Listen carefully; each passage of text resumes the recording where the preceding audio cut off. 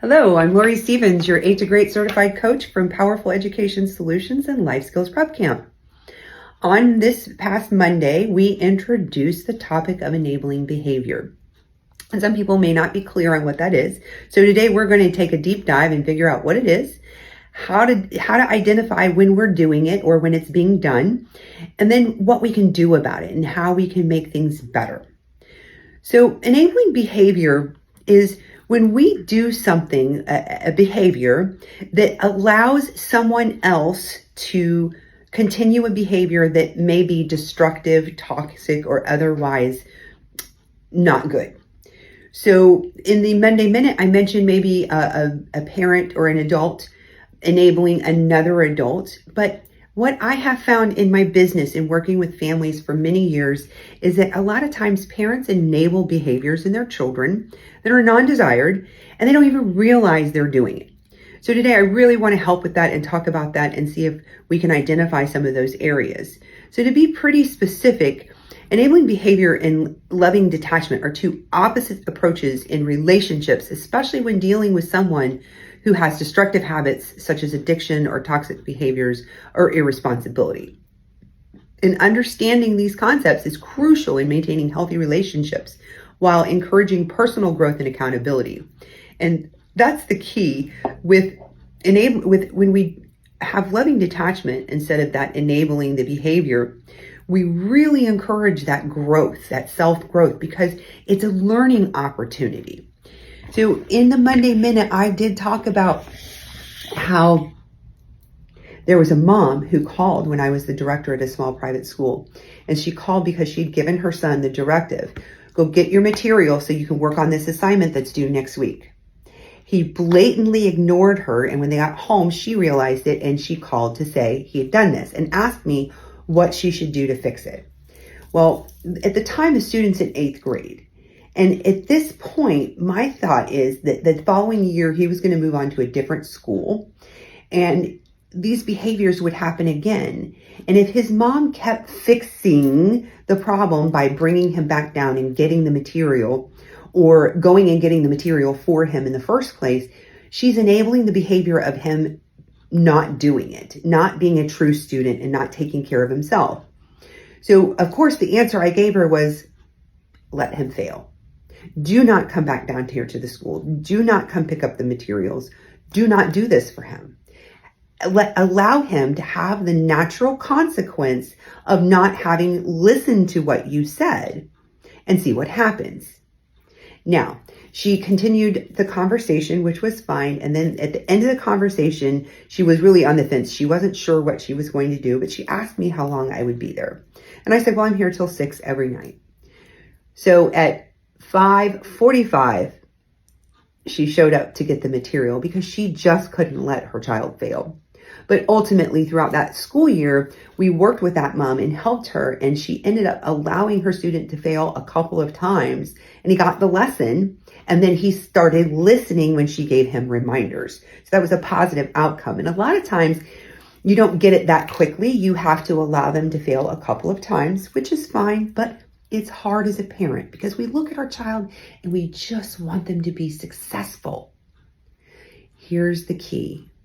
If you, the parent, are working harder than them, the student, the child, then you're probably enabling some of their behaviors because at certain ages, they should be able to do certain things for themselves. For instance, if your child always forgets their lunchbox at home, even if you've reminded them, even if you've made it easy, you made the lunch for them, you put it right with their backpack and they still left without it. I promise you the school will not allow your child to go hungry. Your child may not like what the school is offering. Your child may refuse to accept what the school offers because they don't like it. And they may be hungry that day. What do you think will happen the next time? Yeah, in all likelihood, they're going to remember their lunchbox. Was it painful for you to know your child did without something they liked? Yes. Is it painful for your child to be hungry for a little while? Maybe so. They won't have permanent damage. It won't ultimately hurt them long term. It's a good opportunity for them to start remembering. And again, I know that's hard, but it is a way to do it. And that's just an example. So another way that we enable behavior is by making excuses for their choices. Well, if your child is always playing and off task in school and they're not following directions and there's no real evident reason for that, it's a choice on their part in all likelihood. And if we as parents tell the teacher, well, you're just not teaching my kid and you're not giving them a fair chance and you're defending your child, you're enabling that behavior of being distracting and not learning. And again, as a parent, it may be hard because we understand our child. If the child doesn't like the teacher, if the child is sitting next to another child that irritates them, but then they're off task and using that as an excuse. So I'm not saying there's a blanket policy. What I'm saying is evaluate the situation. Another place we enable behavior is covering up their mistakes or rescuing them from situations instead of allowing them to work through them with your support. And this one comes into play when they're a little bit older, if they're making poor choices, and they, they are running through money by shopping too much. And then you tell them, no, don't do it. And then they do it again, and then you still give them money. Those are kinds of things. I went through a period where my son was constantly needing money, and every time he called, he needed money. And my answer finally was no, because I realized I was enabling his behavior of not taking care of himself. So if we're constantly doing for other people, if we're constant for the same person and we're doing it all the time, understand there's no reason for them to do it because we're doing it and they're okay with that. So if you're okay with that, okay, but understand that they're not learning how to do it for themselves. One of the best ways to allow a child to start learning is by letting them. And in 8 to Great, we call it love, letting others voluntarily evolve. So how do we do this? What do we do? How do we become non-enablers? Well, we do it with loving detachment. And loving detachment is described in Love and Parenting with Love and Logic. It's not something I'm certified in, but it is something that I have read and I understand works beautifully. And I do use some of their material in my coaching. So I'm just going to read this from Love and Logic. It says, effective parenting centers around love. So we're not asking you not to love your child. Love does not equal doing for them. Okay, so effective parenting centers around love. Love that is not permissive. Love that doesn't tolerate disrespect, but also love that is powerful enough to allow kids to make mistakes and permit them to live with the consequences of those mistakes. Most mistakes do have logical consequences, and those consequences, when accompanied by empathy, our compassionate understanding of the child's disappointment, frustration, and pain, hit home with mind-changing power. So if we're constantly saving our child, we're constantly intervening, our child eventually learns a couple of things. One, mom or dad will always save me. And I'm sorry, but mom and dad, you can't always save your child. You just can't. It's not possible. So if they're depending on you to always save them and then you can't, you're setting yourself up and them for failure. Okay.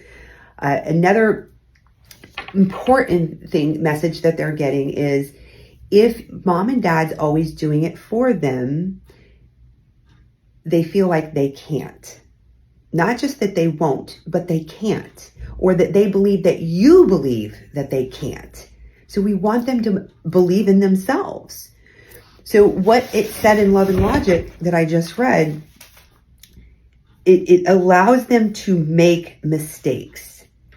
If we're not making mistakes, we're not learning. Sarah Blakely was the first self-made female billionaire to get $1 billion company. And she was the owner of Spanx. And every night at dinner, her dad would ask, how many mistakes did you make today? Or how many times did you fail today? And if she said none, he said, you owe me 2 tomorrow. Why? Because he knew we grow from our mistakes and our failures. And that is something we talk a lot about in 8 to Great. Another thing we talk about in 8 to Great is, okay, so if you fail, if you're disappointed, if you're annoyed, if you have to try again, You lived through those situations, and hopefully you lived and you're growing through those situations.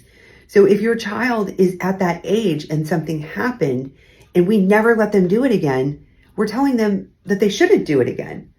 And maybe they should, so they can learn and grow. Okay, so that was a lot on enabling behavior. And then the way to fix it is through loving detachment. So the last thing I want to say is let's just take the loving detachment and break it down. Loving, love your child. Yes, love your child and do it lovingly. But you have to detach from the outcome, which means you don't care more than they do about the result. And again, that's really hard as a parent because we want our kids to be happy, healthy, and successful. And if they're making poor choices, they're not going to be happy. They're not going to be successful now in the moment, but they will learn and grow from those. So if you care more about their grades and you're organizing, you're telling them what their grades are and you're telling them what assignments are missing and they're going to let you. But if you lovingly detach and say, I know you can do this. If you need help, let me know. They may not do it and they may start failing. And then there may be consequences, because if you have established in your household anything less than a C, you're grounded for a week. Anything less than a C for more than a week, for as long as you have that C, you're grounded, or less than a C, you're grounded. That has to be the consequence, and you have to follow through. But you can't care more than them. So the other part to that is you have to give consequences that are logical and that you are actually willing to follow through on. So if you're saying you're grounded forever, obviously that's not true. If you say you're grounded for a month, if you can't make sure they're grounded for a month, probably not a good idea to say it, okay? So if you need help with any of these concepts, if you'd like to continue the conversation, drop a comment below, reach out to me, send me a message, send me an email at lori@loristevensllc.com. Give me a call at my office number, whatever, reach out to me. We'll talk some more. I can give you some tips if you'd like, or we could even do a group study or a group conversation. It was great spending time with you. Please feel free to share this and go to my website at loristevensllc.com and sign up, do a subscription, and you'll get these in your inbox. All right. Thanks a lot. See you next time.